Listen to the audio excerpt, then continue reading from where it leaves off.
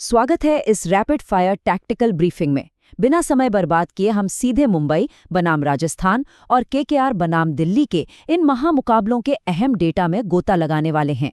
एक पेशेवर fantasy scout के नजरिए से तैयार किया गया ये विश्लेषण जीतने की संभावनाओं को मैक्सिमाइज करने के लिए एकदम परफेक्ट है। तो चलिए शुरू करते हैं। स्क्रीन पर हमारी प्री मैच स्काउटिंग चेकलिस्ट है। बस यही समझ लीजिए कि पिच के मिजाज से लेकर कप्तानी चुनने तक ये चेकलिस्ट आज के मैचों के लिए हमारी अल्टीमेट प्लेबुक होने वाली है। तो सबसे पहले बात करते हैं दांव और पिच की स्थिति की। कोई भी विनिंग टीम बनाने से पहले इस हाई स्टेक्स माहौल और ग्राउंड की असली हकीकत को समझना सबसे जरूरी है। अब देखिए इन टीमों की रणनीतियों में कितना बड़ा कंट्रास्ट है। एक तरफ राजस्थान रॉयल्स हैं, जिनके लिए ये टॉप 4 की रेस में एकदम करो या मरो वाला मैच है। उनका मैनेजमेंट पूरी तरह से डेस्परेट और फोकस्ड है। वहीं दूसरी तरफ मुंबई इंडियंस है, जो टूर्नामेंट से बाहर हो चुकी है, तो वो बिना किसी दबाव के एकदम ओपन प्ले सेटअप के साथ खेलेंगे। केकेआर की बात करें तो वो प्लेऑफ में दबदबा बनाए रखने के लिए बहुत ही कैलकुलेटेड रोटेशन कर रहे हैं, जबकि दिल्ली का सेटअप थोड़ा लूज है और वो टीम पॉइंट से ज्यादा इंडिविजुअल माइलस्टोन्स पर निर्भर दिख रहे हैं। अब जरा वानखेड़े स्टेडियम के इस विकेट डिस्ट्रीब्यूशन डेटा पर गौर कीजिए। ये सच में बहुत दिलचस्प है। डेटा साफ बता रहा है कि यहाँ तेज गेंदबाजों का बोलबाला है। हाल ही के मैचों में 24 विकेट पेसर्स ने झटके हैं, जबकि स्पिनर्स के खाते में सिर्फ 18 विकेट आए हैं। मतलब साफ है, फैंटेसी लाइनअप बनाते समय तेज गेंदबाजी आक्रमण पर भारी निवेश करना बिल्कुल सही फैसला होगा।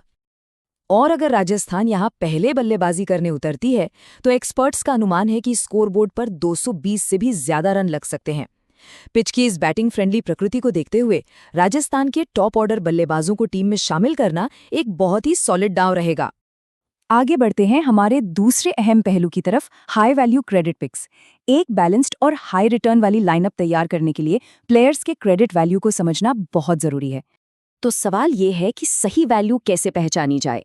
देखिए, अगर 7 क्रेडिट वाले कॉर्बिन बॉश जैसे डिफरेंशियल प्लेयर्स को चुना जाए तो काफी बजट बच जाता है, और इसी बचे हुए बजट का इस्तेमाल करके रोहित शर्मा या हार्दिक पांड्या जैसे 9 क्रेडिट वाले प्रीमियम मैच विनर्स को आसानी से टीम में फिट किया जा सकता है। सारा खेल इसी बैलेंस का है। लेकिन रुकिए, कौन से प्लेयर्स टीम में रखने हैं, इससे भी ज्यादा जरूरी ये जानना है कि किन खिलाड़ियों से बचना चाहिए। हालिया क्रेडिट वैल्यू ट्रेंड्स को देखें तो अजिंक्य रहाणे लगातार फ्लॉप हो रहे हैं, तो उन्हें ड्रॉप करना ही बेहतर है। एक और बड़ी बात, मुंबई के सूर्य कुमार यादव और हार्दिक पांड्या को एक साथ टीम में रखने से बचना चाहिए।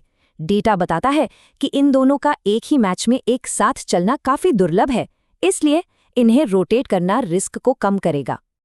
वहीं अगर हम केकेआर और दिल्ली वाले मैच की बात करें तो यहाँ 7 क्रेडिट वाले मनीष पांडे एक जबरदस्त डिफरेंशियल वैल्यू लेकर आते हैं। महंगे 9 क्रेडिट वाले खिलाड़ियों के पीछे भागने के बजाय पांडे जैसे खिलाड़ी को चुनना एक classic low risk high reward मौका है, जो लीडर बोर्ड में काफी ऊपर ले जा सकता है। चलिए अब रुक करते हैं टैक्टिकल बॉलर रोटेशन की ओर। देखते हैं कि तेज गेंदबाजी के गैप्स का फायदा उठाकर कैसे मैक्सिमम फैंटेसी पॉइंट्स बटोरे जा सकते हैं। राजस्थान की बॉलिंग स्ट्रैटेजी एकदम क्रिस्टल क्लियर और स्ट्रक्चर्ड है।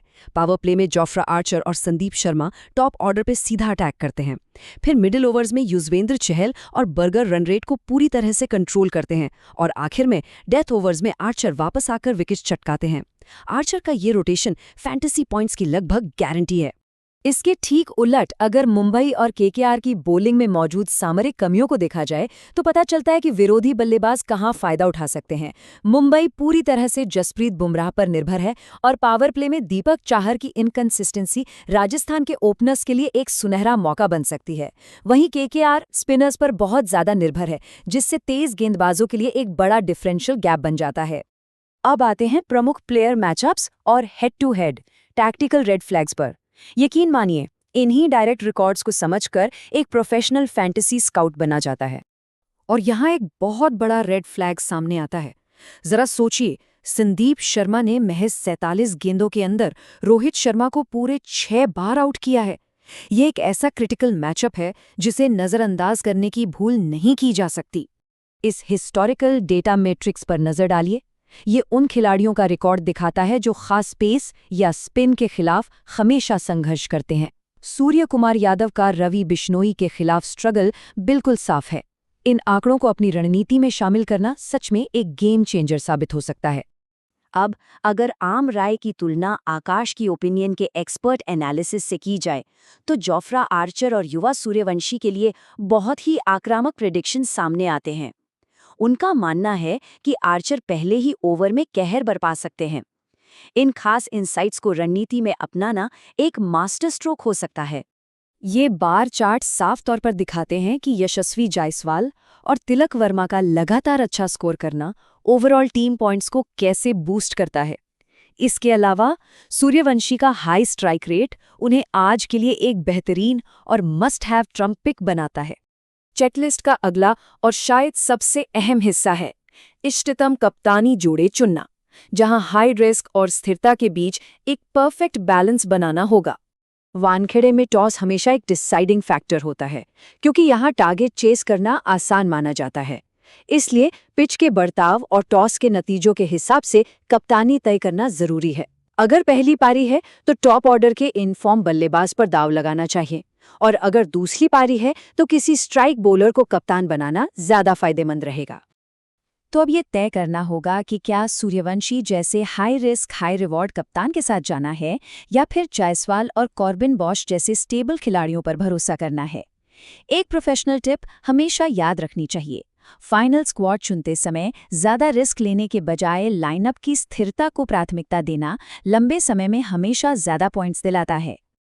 अचानक मौसम बदलने या किसी चोट की वजह से होने वाले नुकसान से बचने के लिए रक्षात्मक स्वैप की रणनीति अपनाना बहुत जरूरी है।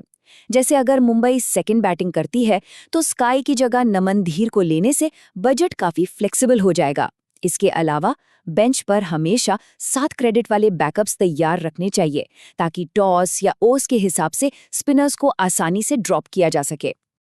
चलिए अब इन सभी चीजों को समेटते हैं और आते हैं स्काउट के अंतिम फैसले पर। देखते हैं कि रणनीतिक बढ़त किसके पास है और आज के नतीजों का लॉन्ग टर्म इम्पैक्ट क्या होने वाला है। प्रेडिक्शंस बिल्कुल साफ हैं। मुंबई के खिलाफ राजस्थान का पलड़ा भारी है, क्योंकि उनके पास प्लेऑफ में जाने की डेस्परेट मोटिवेशन है।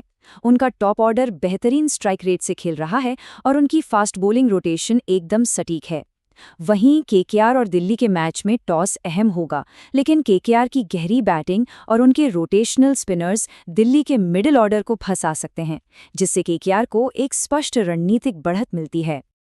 तो जाते जाते इस बात पर जरूर विचार करना चाहिए, वानखेड़े की पिच का मिजाज चेज करने वाली टीम के इतने भारी पक्ष में है, तो क्या अंतिम टॉस का नतीजा आखिरी मिनट में कप्तानी बदलने पर मजबूर कर देगा?